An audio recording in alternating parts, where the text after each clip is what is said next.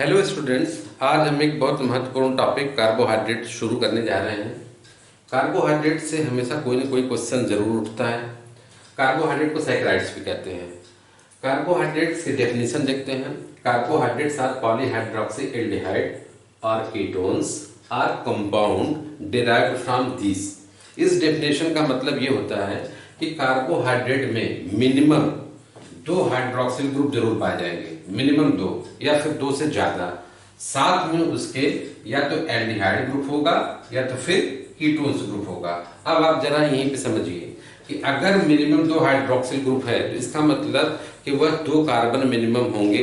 जैसे यहां पे देखिए ये OH है तो ये कार्बन से जुड़ा रहेगा।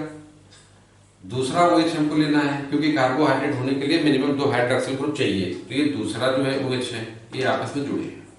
अब कार्बन की वैलेंसी कितनी होती है? 4, ये याद रखिएगा। तो हमको क्या करना है कि साथ में हाइड्रोक्सिल ग्रुप के अलावा क्या लेना है? एल्डिहाइड। तो ये हमने देखिए एल्डिहाइड ले लिया।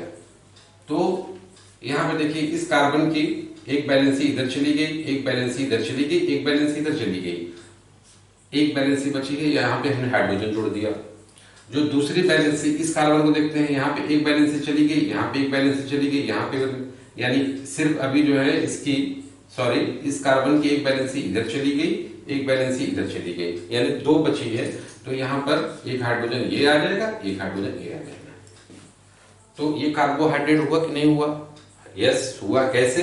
कि इसके पास 2 OH होना चाहिए, यानी 2 हाइड्रोक्सिल ग्रुप है, साथ में एल्डिहाइड है। तो ये देखिए यहाँ पे एल्डिहाइड है, ये एल्डिहाइड ग्रुप होता है। इसको आप समझ लीजिएगा, यहाँ पे आगे चल के बहुत काम देगा। और इसको हम कैसे लिख सकते हैं, जरा गौर से देखिए। ये है CHO, ये है CHOH, और इसको हम लिख सकते हैं CH2OH। ये जो CH2OH होता है इसको हम लोग बोलते हैं प्राइमरी एल्कोहल, और ये हमारा क्या है? एल्डिहाइड ग्रुप है, एल्डिहाइड। तो ये हमारा कार्बोहाइड्रेट का सबसे इंपॉर्टेंट कार्बोहाइड्रेट तैयार हुआ। इसी से सारे कार्बोहाइड्रेट बनते हैं। इसका कॉमन नेम है ग्लिसरॉल्डिहाइड। इसे हम लोग ग्लिसरॉल्डिहाइड कहते हैं। तो कार्बोहाइड्रेट होने के लिए मिनिमम 3 कंडीशन जरूरी है। पहला कि 3 कार्बन होना चाहिए, मिनिमम 3 कार्बन होना चाहिए, कम से कम एक एल्डिहाइड या कीटोन होना चाहिए, और दूसरा 2 हाइड्रोक्सिल ग्रुप होना चाहिए। इसमें क्या करते हैं कि हम लोग नंबरिंग कहां से करेंगे? एल्डिहाइड ग्रुप को हमेशा नंबर 1 मिलता है। तो देखिए 1 2 3, तो मिनिमम कितने कार्बन है? 3 कार्बन है। इसके पास क्या है? 2 OH है, 2 OH है, पॉलीहाइड्रोक्सी हो गया, 3 कार्बन हो गया और एल्डिहाइड हो गया। इसलिए सबसे सिंपल ग्लिसरॉल्डिहाइड इसका नाम है। इसी तरीके से हम इसको भी दे सकते हैं कि कीटोन ग्रुप का जो शुगर होता है जिसे कीटोसिस कहते हैं। इसके लिए क्या करना है? ये देखिए यहाँ पे ये कार्बन 3 कार्बन बना दीजिए, यहाँ पे कीटोन रख दीजिएगा। ये अब आपको क्या करना है कि OH जोड़ देना है, ये OH। तो इस कार्बन की अभी कितनी वैलेंसी? एक इधर चली गई, इधर चली गई, तो यहाँ पे H2 आ गया। यहाँ पर भी देखिए एक इधर चली गई, अभी 2 बची है तो H2 आ गया। इसको हम कैसे लिख सकते हैं? CH2OH CO CH2OH। अब कीटोन को हमेशा जो है बीच में रहता है, तो इसको नंबर 1 पोजीशन नहीं मिलती है। इसकी नंबरिंग उधर से करते हैं जहां से कीटोन को कम से कम नंबर मिले। तो जैसे यहाँ पे चाहे इधर से करें, अगर इधर से करते हैं तो भी इसको दूसरा नंबर मिलेगा, और अगर इधर से करते हैं तो भी इसको दूसरा नंबर मिलेगा। इसको हम लोग कहते हैं डाई हाइड्रोक्सी एसीटोन। ये हमारा जो है कार्बोहाइड्रेट है कि नहीं? देखिए है, क्योंकि 2 OH होना चाहिए, मिनिमम 2 OH, तो मिनिमम 2 OH है, साथ में कीटोन ग्रुप है और 3 कार्बन है। इस तरीके से ये हमारा कीटोन कार्बोहाइड्रेट हुआ, जिसे हम लोग कीटोसिस कहते हैं। तो गौर से देखने के बाद हमें पता लगता है कि कार्बोहाइड्रेट की हमको 2 फैमिली मिलती है। पहला जिसे हम लोग कहते हैं एल्डोसिस, और दूसरे कहते हैं कीटोसिस। एक्चुअली ओज मतलब होता है, सफिक्स ओज का मतलब होता है कार्बोहाइड्रेट। अगर एल्डिहाइड ग्रुप है तो सफिक्स का मतलब, तो नाम के पीछे अगर ओज लगा देंगे तो इसका मतलब ये बन जाएगा एल्डोज। एल्डोज का मतलब हो गया ऐसा कार्बोहाइड्रेट जिसमें एल्डिहाइड ग्रुप है। इसी तरीके से अगर कीटो लिख दिया और कीटो के बाद अगर आपने ओज लगा दिया तो ये हो गया कीटोज। कीटोज का मतलब ये हो गया कि इसके पास कीटोन ग्रुप है, जैसे आपका ये।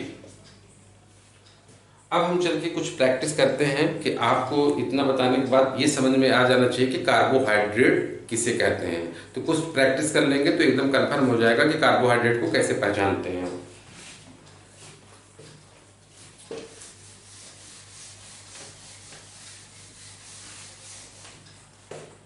यहां पे देखिए ये है CH2OH, CHO। ये कार्बोहाइड्रेट है क्या? एल्डिहाइड तो है, कोई बात नहीं है। OH है लेकिन सिर्फ एक OH है और दूसरा इसके पास 3 कार्बन नहीं है। मैंने पहले बताया कि कार्बोहाइड्रेट होने के लिए मिनिमम 3 कार्बन होना चाहिए, 2 से ज्यादा हाइड्रोक्सिल ग्रुप होना चाहिए और एक कीटोन या फिर एल्डिहाइड ग्रुप होना चाहिए। इसके पास तो 3 कार्बन है ही नहीं है, इसलिए ये नहीं हुआ। अब इसको देखते हैं, CH2OH, CHOH, CO, CH2OH। यहाँ पे कीटोन ग्रुप है। यहाँ पे OH 2 से ज्यादा है, हाइड्रोक्सिल ग्रुप देखिए ना ये। और इसके बाद इसकी नंबरिंग उधर से करेंगे जिधर से इसको कम से कम नंबर मिले। अगर इधर से करते हैं तो 1 2 3 मिलेगा, ये 3 मिला। लेकिन अगर इधर से नंबरिंग करते हैं तो 1 2 3 4। इसके पास कुल कितने कार्बन है? 4 कार्बन है। तो कार्बोहाइड्रेट होने के लिए क्या जरूरी होता है? 3 कार्बन, इसके पास 3 से ज्यादा है, 2 OH, इसके पास 2 से ज्यादा OH है और कीटोन या एल्डिहाइड ग्रुप, इसलिए ये भी आपका कार्बोहाइड्रेट होगा। अब एक क्वेश्चन जो गेट में पूछा गया था उसको मैं बताता हूं कि आपको बताना है कि क्या ये कार्बोहाइड्रेट है?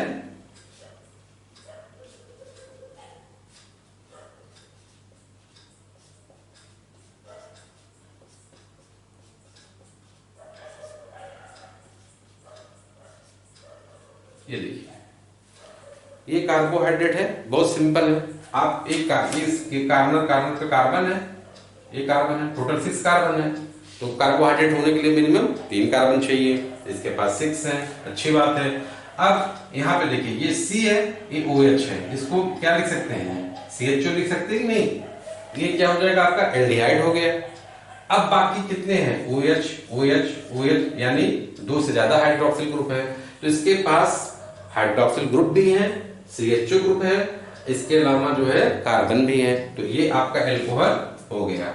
मेरे ख्याल से अब आपको समझ में आ गया होगा कि कार्बोहाइड्रेट किसे कहते हैं। तो इन ब्रीफ कार्बोहाइड्रेट को समझने के लिए मिनिमम 3 कार्बन होना चाहिए, OH 2 से ज्यादा, 2 या 2 से ज्यादा हाइड्रोक्सिल ग्रुप होना चाहिए और तीसरा जो इंपॉर्टेंट टाइप वो है उसमें फंक्शनल ग्रुप एल्डिहाइड या कीटोन होना चाहिए। इसमें जो सबसे सिंपल नॉमेनक्लेचर भी जानना जरूरी है। अब हम इसको समझते हैं सिंपल नॉमेनक्लेचर, कार्बोहाइड्रेट का जनरल नॉमेनक्लेचर।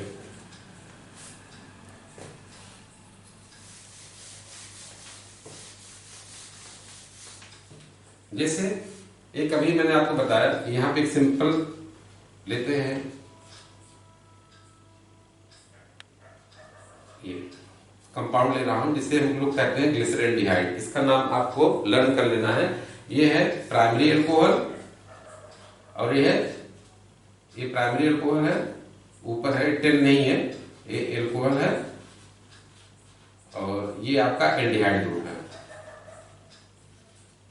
और इसका कीटोन कंपाउंड कैसा होगा? CH2OH CO CH2OH।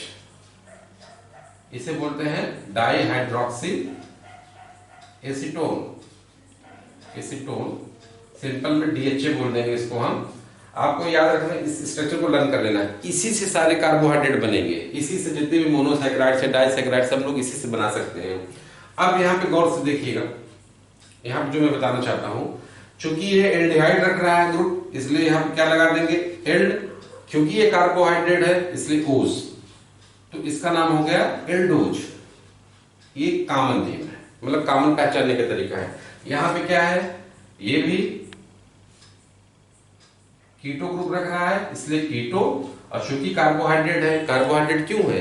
क्योंकि इसके पास 2 OH है, 3 कार्बन है और कीटोन ग्रुप है, तो ये क्या हो जाएगा? कीटोज। इस तरीके से हमारे पास कार्बोहाइड्रेट की दो फैमिली चलती है, एक एल्डोजेस, एक कीटोजेस। एल्डोजेस कहने का मतलब जो एल्डिहाइड ग्रुप रखता हो, और कीटोजेस कहने का मतलब हो गया जो कीटोज ग्रुप रखता हो, कीटो ग्रुप रखता हो। लेकिन इसके अलावा चूंकि इसमें कार्बन की संख्या कितनी है, थर्ड, 3, इसमें कितनी है, 3, तो एक और नॉमेनक्लेचर तरीका होता है, उसको हम लोग कभी कभी कहते हैं ट्राई प्लस ओज। इसका मतलब हो जाएगा ट्राई ओज। ट्राइओज कहने का मतलब, ओज का मतलब मैंने बताया था, ओज इस सफिक्स जो ओज होता है ये हमेशा बताता है कार्बोहाइड्रेट को, और ट्राई का मतलब यहाँ पे क्या बता रहा है, 3 कार्बन।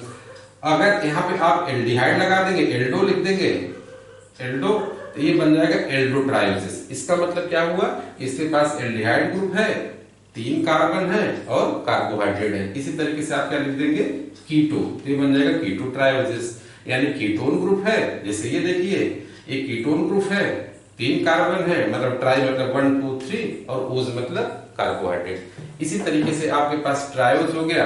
इसी तरीके से आप आ जाता है टेट्रोज।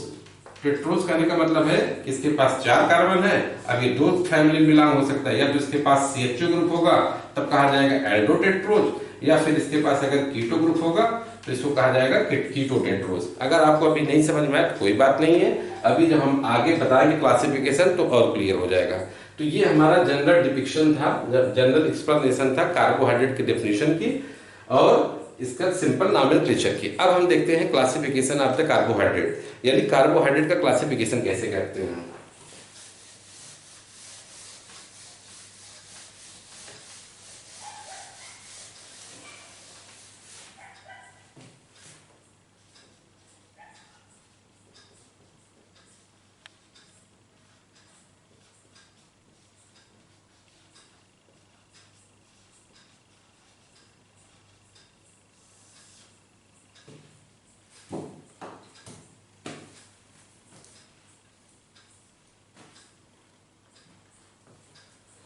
तो क्लासिफिकेशन ऑफ कार्बोहाइड्रेट्स में हम आपको सिंपल क्लासिफिकेशन बता रहे हैं जिससे आपका कॉम्पिटिटिव एग्जाम में आसानी से सॉल्व करना है।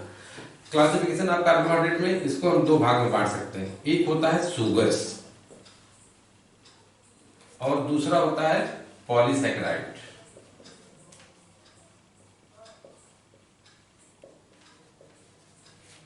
अब शुगर्स और पॉलीसैकेराइड्स, अब आप यहां पे समझिएगा, जो शुगर्स होते हैं ये स्वीट होते हैं, यानी खाने में मीठे लगते हैं। दूसरा, इनका जो रिलेटिव मॉलिक्यूलर वेट होता है वो 10 पावर 3 से कम होता है। पॉलीसैकेराइड का जो मॉलिक्यूलर वेट होता है वो 10 पावर 4 या एबव होता है। ठीक है, ये बड़े होते हैं, इसकी हम डिस्कस आगे करेंगे, ये बहुत इंपॉर्टेंट टॉपिक है। इसके अलावा जो शुगर्स होते हैं ये प्रॉपर्टीज थोड़ा लर्न कर लीजिएगा, ये रेडियली सॉल्युबल इन वाटर, यानी पानी में बहुत तेजी से घुल जाते हैं। तो sweet in nature, molecular weight इनका जो है कम होता है, और रेडियली सॉल्युबल इन वाटर, ये पानी में बहुत ज्यादा घुल जाते हैं। और क्या होते हैं, ये क्रिस्टलाइन होते हैं। ये शुगर के कैरेक्टरिस्टिक फीचर है, ये क्रिस्टलाइन भी होते हैं। और क्या, इस शुगर्स को हम लोग फर्दर डिवाइड करते हैं 3 पार्ट में। बहुत इंपॉर्टेंट है एग्जामिनेशन पॉइंट ऑफ व्यू से, अगर ये लर्न कर लेंगे तो। पहला है मोनोसैकेराइड्स,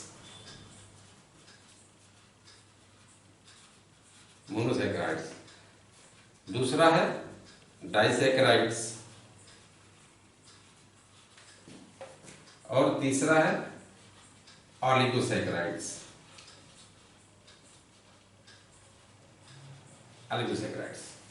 कई बार क्या होता है, डाइसैकेराइड को ऑलिगोसैकेराइड में ही रख लिया जाता है, लेकिन चूंकि डाइसैकेराइड से अलग ही क्वेश्चन उठते हैं इसलिए मैंने क्लासिफिकेशन में डाइसैकेराइड अलग टॉपिक बना लिया है, क्योंकि डाइसैकेराइड से क्वेश्चन बहुत आते हैं। हम आपको एक एग्जांपल बता देते हैं कि पहले जब नीट नहीं होता था तो हर स्टेट का एग्जामिनेशन अलग अलग होता है, जैसे UP CPMT, MP PMT, AIIMS BHU का, उसके बाद AMU का, AFMC, जिपमर, ऐसे ढेर सारे एग्जामिनेशन होते थे। और प्री वेटनरी अलग होता था, ऑल इंडिया वेटनरी अलग होता था। इसके अलावा गेट CSI और UGC आज भी होता है। तो एक साल हम लोगों ने एवरेजन 25 या 20 एग्जामिनेशन होते थे। JNU का PG के लिए एंट्रेंस अलग होता था, MTech का अलग होता था। तो एक साल हम लोगों ने देखा था कि डाइसैकेराइड से कम 10 ऐसे एग्जामिनेशन थे जिसमें डाइसैकेराइड से क्वेश्चन, एक ही क्वेश्चन पूछ दिया गया था कि कभी जो है सुक्रोज किसका मिलकर बना होता है, यानी में कौन सा बॉन्ड पाया जाता है, या कौन सा इसमें से रिड्यूसिंग शुगर है, कौन सा नॉन रिड्यूसिंग शुगर है। तो बहुत सिंपल कॉन्सेप्ट है, इसलिए मैंने डाइसैकेराइड को इसमें ऑलिगोसैकेराइड से अलग कर रखा है, क्योंकि इसके अंतर्गत हमेशा क्वेश्चन पूछे जाते हैं और मोनोसैकेराइड तो इम्पॉर्टेंट है ही है। अभी यूपी पीजीटी आने वाला है, पिछली बार यूपी पीजीटी के एग्जामिनेशन में पूछा गया था कि सुक्रोज में कौन सा बॉन्ड, जो सुक्रोज बना होता है ग्लूकोज और फ्रक्टोज का, इनके बीच में कौन सा बॉन्ड पाया जाता है, यानी बॉन्ड का नाम पूछ दिया था। तो इसलिए आपको अगर नीट की तैयारी कर रहे हैं, यूपी पीजीटी या टीजीटी जो भी देने वाले हैं, इस कॉन्सेप्ट को बिना समझे आप आगे नहीं जा सकते हैं या रट नहीं सकते हैं, और बेटर होगा कि हम इसको आपको बहुत बेहतर तरीके से बता देंगे। तो ये हमारा जो है मोनोसैकेराइड। अब मोनोसैकेराइड मैंने बताया था, मोनोसैकेराइड में कार्बोहाइड्रेट होने के लिए मिनिमम कंडीशन क्या है, कार्बोहाइड्रेट होने के लिए मिनिमम कंडीशन ये है कि इसमें मिनिमम 3 कार्बन होने चाहिए। तो इसका जनरल फार्मूला होता है CnH2nOn। ये आपको लर्न करना है। क्यों ऐसा होता है? देखिए, कार्बोहाइड्रेट शब्द बना किसका है, कार्बन का, और हाइड्रेट यानी ऑक्सीजन का। तो आपको कुछ नहीं करना है, यहाँ पे N लगा दीजिए, N लगा दीजिए, N लगा दीजिए, तो जो कार्बोहाइड्रेट तैयार होगा वो है मोनोसैकेराइड। और यहाँ पे N is equal to 3 number, मतलब कार्बन नंबर आप 3 रखिए या इससे ज्यादा रखिए। तो मोनोसैकेराइड में नंबर आप जो कार्बन आते हैं, N की संख्या होती है 3 to 7। कुछ बुक में 9 तक लिखा है, पर अपने काम का 3 to 7 होता है। तो अभी हम मोनोसैकेराइड अभी हम देखेंगे। मोनोसैकेराइड्स, मान लीजिए ये कोई 3 कार्बन का मोनोसैकेराइड है। मैंने बताया था कि ये, मैंने सॉरी, एक ट्रायंगल बनाते हैं, ये इसमें 3 कार्बन है, ये ऐसे आप समझिए। तो ये 3 कार्बन है, तो ये मोनोसैकेराइड हुआ, क्योंकि मोनोसैकेराइड में नंबर ऑफ कार्बन 3 to 7 होती है।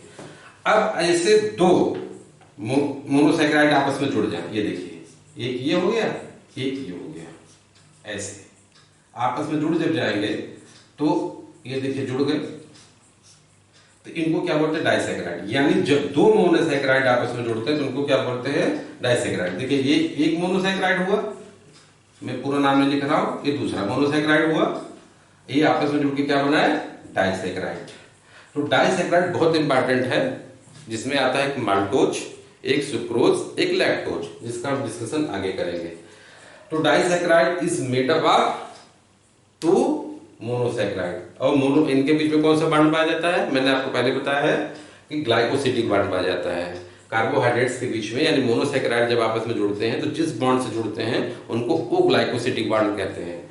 इसके बाद होता है ऑलिगोसैकेराइड। जो ऑलिगोसैकेराइड होता है, यहां पर 3 to 10 मोनोसैकेराइड्स पाए जाते हैं। अगर 2 मोनोसैकेराइड्स आपस में जुड़ेंगे तो उनको डाइसैकेराइड कह देते हैं। अगर 3 या 3 से ज्यादा जुड़ती हैं तो उनको क्या बोल देते हैं, ऑलिगोसैकेराइड। तो जैसे इसमें एग्जांपल दे रहे हैं ऑलिगोसैकेराइड का, अगर 3 मोनोसैकेराइड जुड़ेंगे तो इसको बोलते हैं ट्राइसैकेराइड्स,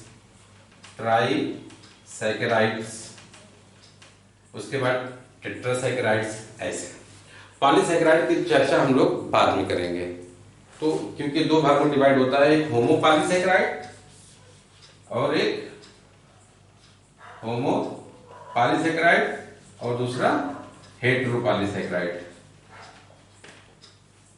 तो अब हम जो है नेक्स्ट टॉपिक यहां पे देखते हैं, मोनोसैकेराइड।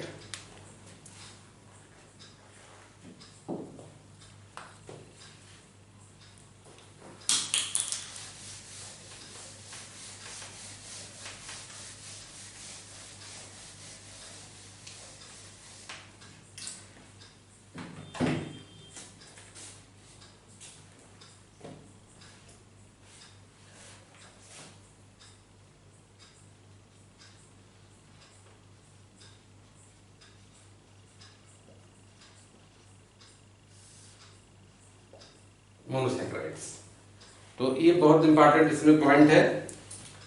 इनका मैंने आपको बताया था कि जो जनरल फार्मूला होता है CnH2nOn, और जहां पर आपको n बराबर 3 या इससे ज्यादा रखना है। तो चलिए, पहला क्या तैयार हो जाएगा, अगर n बराबर 3 रखते हैं तो C3H6 हो जाएगा। तो यहां पे n की जगह 3 रखेंगे तो 3 2 6 और O3, ये। तो अगर आपको अभी सिंपल क्या जानना है, ये मोनोसैकेराइड यानी कार्बोहाइड्रेट है, तो इसका क्या नाम देख सकते हैं, 3 कार्बन है तो ट्राई प्लस ओज, तो क्या नाम हो गया इसका, ट्राइओज।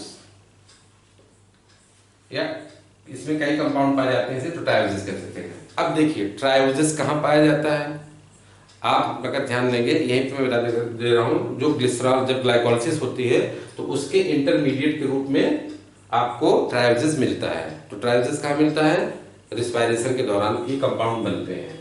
दूसरा जो है ट्राइओजेस का एक और बहुत इंपॉर्टेंट रोल है, ये आपको बताना है कि ट्राइओजेस कहाँ काम आता है। मैं आपको बता दे रहा हूँ, लिपिड बायोसिंथेसिस में जो ग्लिसरैल्डिहाइड है, इसका एग्जाम्पल है 3 का जो है 3 कार्बन वाले का यानी ट्राइओजेस का एग्जाम्पल मैं यहाँ पे ग्लिसरैल्डिहाइड बता रहा हूँ। ग्लिसरैल्डिहाइड जो होता है ये ग्लिसरॉल में कन्वर्ट होता है और इससे आगे चल के लिपिड बायोसिंथेसिस में। तो कहाँ कहाँ पे यूज हुआ ट्राइओजेस, ये आया है एग्जाम में। तो ट्राइओजेस एक आपको कहाँ मिलेगा, ग्लाइकोलाइसिस में मिलता है, ग्लाइकोलाइसिस में, और दूसरा कहाँ मिलेगा, लिपिड बायोसिंथेसिस में। इसी तरीके से अगर आप n=4 लिख देंगे तो क्या मिल जाएगा, C4H8O4। इसे क्या कहते हैं, टेट्रोजेस। टेट्रोजेस नेचर में बहुत कम पाया जाता है, लेकिन ये कहाँ मिलता है, लेकिन बैक्टीरिया में पाया जाता है। ये एक बार CSI या UGC में क्वेश्चन आ चुका है कि टेट्रोजेस मेनली फाउंड इन, एल्गा दे दिया, ह्यूमन सेल्स दे दिया, ऐसे करके, लेकिन mainly it is found in bacteria. अपने काम का नहीं है, नॉट कॉमन इन नेचर, ये नेचर में बहुत कम पाया जाता है, नॉट कॉमन इन नेचर, ठीक है ना। उसके बाद है, अच्छा एक चीज और आपको बता दे, बहुत काम की बात है कि जब नॉमेनक्लेचर सिस्टम नहीं था तो लोग कुछ भी अपना नाम दे देते थे। जैसे उस समय अगर ग्लिसरॉल का मतलब होता था 3 कार्बन वाला, अगर एरिथ्रो शब्द आता था इसका मतलब होता था 4 कार्बन, अगर राइबो शब्द आता था तो इसका मतलब होता था 5 कार्बन, ठीक है ना। ये अभी आगे काम आएगा। अब अगर हमको अगला कंपाउंड बनाना है तो यहाँ पे n बराबर क्या लिख देंगे, 5। जब n बराबर 5 लिख देंगे तो क्या तैयार हो जाएगा, C5H10O5। इसको क्या बोलते हैं, पेंटोजेस। तो पेंटोजेस का एग्जाम्पल, और ये कहाँ पाया जाता है, तो सबसे बढ़िया एग्जाम्पल है राइबोज। मैंने आपको बताया था ना कि 5 कार्बन को क्या बोलते हैं, राइब शब्द। तो राइब लिख दिया प्लस ओज कार्बोहाइड्रेट के लिए, तो क्या तैयार हो गया, राइबोज। तो राइबोज कहाँ पाया जाता है, आप सबको पता है, RNA में। बहुत ही मोस्ट इंपॉर्टेंट क्वेश्चन है ये। इसके अलावा कहाँ पाया जाता है 5 कार्बन, पेंटोसिस कहाँ पाया जाता है, ATP में। लिखते जाइएगा, ATP, AMP, ADP, इन सब का फुल फॉर्म आई होप आपको पता होगा। और कहाँ पाया जाता था पेंटोज शुगर, कहाँ पाया जाता है, NADP में। बहुत इंपॉर्टेंट है ये, कई AIPMT all India pre medical test में कई बार आता था कि NADP में कौन सा शुगर पाया जाता है, तो जाहिर है NAD में भी यही पाया जाएगा। इसके अलावा कोएंजाइम A में पाया जाता है, FML में भी यही पाया जाता है, FAD में भी यही पाया जाता है। तो राइबोज शुगर यहाँ पाया जाता है। ये सारे क्वेश्चन आए हुए हैं, जितने क्वेश्चन बता रहा हूं ये आए हुए हैं। और फोटोसिंथेसिस में जो CO2 रिसेप्टर होता है वो क्या होता है, रिबोलोज बिसफास्फेट होता है, बिसफास्फेट। मैंने आपको बताया था ना, रिब शब्द आ जाएगा तो तुरंत अंदाजा लगा लेंगे कि 5 कार्बन। और इसमें यहाँ पे देखिए ए उलोज लिखा है, ओज नहीं है, के साथ ULOS से जुड़ा, तो इसका मतलब कीटोज होता है, जो मैं आपको आगे बताऊंगा। तो रिबोलोज बिसफास्फेट, ये GS में भी आता था, UPSC GS में भी एक बार आ चुका है। CO2 रिसेप्टर होता है फोटोसिंथेसिस के दौरान, इसमें भी यही शुगर पाया जाता है। आप बिल्कुल, अगर आपको ये याद है रिब शब्द 5 कार्बन के लिए आता है तो आप तुरंत समझ जाएंगे कि इसमें कौन सा शुगर होता है, पेंटोज शुगर होता है। इसके अलावा आपको अगला कंपाउंड बनाना है 6 कार्बन का, तो जिसे हम क्या कहते हैं, अगर n बराबर 6 लिख देंगे इसे क्या बोलते हैं, C6H12O6 बन जाएगा, जिसे बोलते थे हेक्सोज या हेक्सोजेस। इसके अंतर्गत क्या आता है आपका ग्लूकोज, फ्रक्टोज, ठीक है ना। अब ये भी क्वेश्चन आया हुआ है कि नेचुरली सबसे स्वीट शुगर कौन होती है, तो होती है फ्रक्टोज, लेकिन आर्टिफिशियली नहीं है। आर्टिफिशियली कौन सी शुगर होती है हम आपको बताएंगे इसी टॉपिक में। तो ग्लूकोज हो गया, फ्रक्टोज हो गया, इसमें क्या क्या आता है, मैनोज आता है, उसके बाद गैलेक्टोज आता है। ये सारे एग्जाम्पल हैं किसके, हेक्सोजेस के। हेक्सोजेस का मतलब ये हो गया जिसमें 6 कार्बन पाया जाए। इसके अलावा 7 अगर होगा तो ये हो जाएगा N7H14, उसको सेटोहेप्टुलोज बोलते हैं, वो हमारे काम का नहीं है।